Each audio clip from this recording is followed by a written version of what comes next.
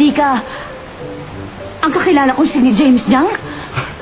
Nagbibiro ka ba? Sino ba kasi yung James Jiang na sinasabi mo?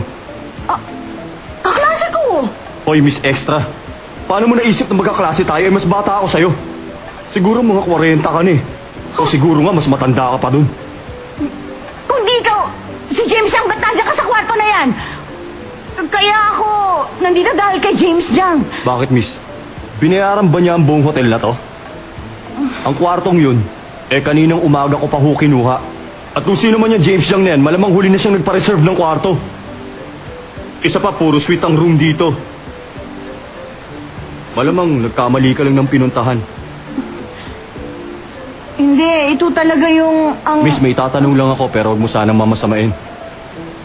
Bakit ba ganyan ang buhay mo? Ha? Anak mo yung isang estudyanteng nasa commercial shoot noon, di ba? Tama ako?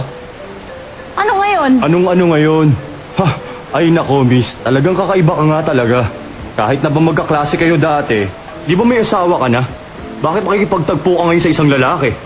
Ha? Alam ba ng asawa mo na nandito ka ngayon sa hotel?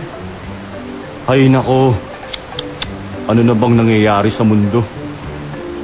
Pag-isipan mo yan, Miss. Sino ba siya? Sino siyang... Sandali! Sandali! O, teka! Hindi din masasabi kung hindi siya yun. Sigurado ako si James Jiang yun eh. Ay, bakit ba ang laki-laki ng pinagbago niya? Sa itsura niyang yun, naisip pa rin niya makipagkita sa akin. Ay, bakit pa kasi ako nakipagkita sa kanya eh? Naku, siya na naman.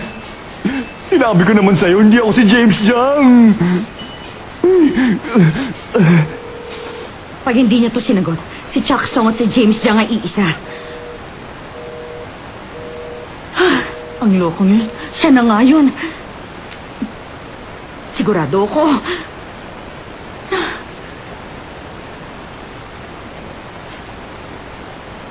Kahit na ganito yung tsura ko, paano niya nagawang isnabi ng isang kaibigan? Napakasama niya.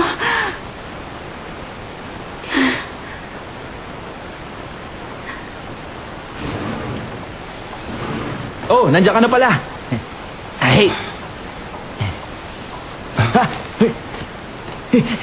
Uy, kamusta? Ano nangyari? Alam ko, galing ka doon sa pakikipagkita kay Cecil, no? Alam kong madaling araw pa lang, gising ka na dahil excited ka makita siya, hindi ba? O ano, maganda ba siya gaya ng sabi ko? Hindi ba matangkad? Slime, tsaka suwabe. Ano, aray ko, masakit yun. Buisit. Matangkad, S-line. Ang sabihin mo, letter X, S-line. Ay, hindi yun ang inaasahan ko. Ay.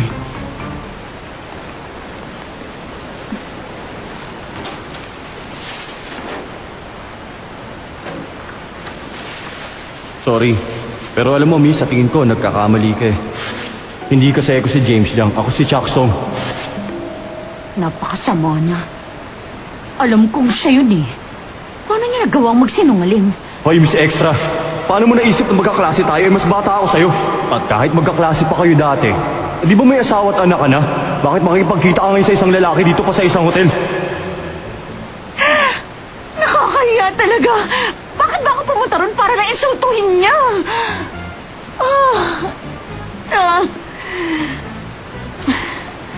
Pero alam ko, si James Jiang pa rin ang huli kong pag-asa. Saan ako kukuha ng ganong kalaking pera ngayon?